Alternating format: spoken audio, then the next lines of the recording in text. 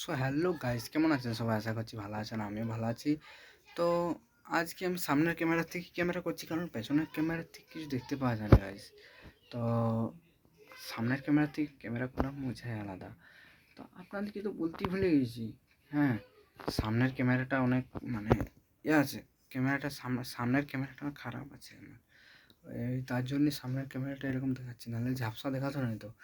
যখন প্রথম মোবাইলটা আমি কিনেছিলাম, তখন এই সামনের ক্যামেরাটা ভালো ছিল, তখন এরকম করতে নয়। আর এখন থেকে কিন্তু এই ক্যামেরাটা এরকমই হয়েছে, ঠিক আছে? মানে এই যে সামনের যে ক্যামেরাটা দেখছেন, ওই ক্যামেরাটা এখন থেকে ওরকমই হয়ে গেছে, মানে খারাপ হয়ে গেছে। আমার আগে একটা নতুন মোবাইল, একটা পুরোনো মোবাইল ছিল কালো কালারের, তো ব্ল্যাক কালার।